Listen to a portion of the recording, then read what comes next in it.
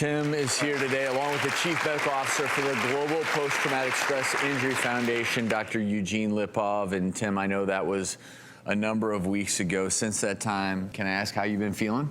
I didn't know what to expect in the beginning, and about 36 hours later, I was like flying. I was floating on air, and I said, "Holy cow! What just happened to me?" And I realized in that moment that it was working for me. That you were finally. It sounded like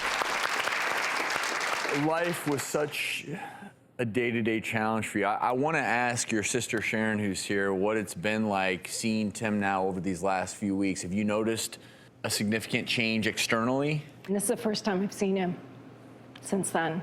So we live on opposite sides of the country, and he feels like a heaviness has been lifted, and he's just peaceful. I even see some relief in your eyes. Is that fair to say? It's been happy. Yeah, it's been as we've been talking, I noticed that it's easier for him to move from one thing to the next. It's not so hard. You know, in his brain, it looks like he's moving along. It's great. And Dr. Lipov, if I hadn't seen this work before, I wouldn't believe it, but I believe it in Tim. I'm so happy for you to be able to reclaim your life. And Dr. Lipov, you've talked before about how this injection can so quickly tone down this fight or flight response. Yes, I think hopefully we're doing more than that. I think we are rebooting the brain to the pre-trauma state. It may actually be reversing some of the DNA changes that happen secondary to trauma. I've seen enough people benefit from this that I do believe in this, and I'm so happy because, Tim, you tried everything else. Yeah, and the thing that was special about this is how the knowledge of this procedure came to me, and it came through a Navy SEAL buddy of mine who had it done about 5 years ago.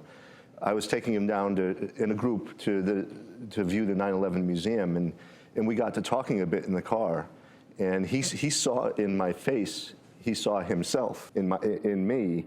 And he said to me, he said, "Tim, I had this thing done 5 years ago, and it changed my life. You need to have it done." And I said, "You know what, maybe I should do what he said. Maybe I should go, try this." Really quickly before we go, I understand now you've been experimenting with this with alcoholics. Any success, or is that something that you see as a potential use for this? Oh, absolutely. So interestingly enough, first, as I was trying to figure out the biology of how it all works, there is a part of the brain called insular cortex that seems to be responsive to this block.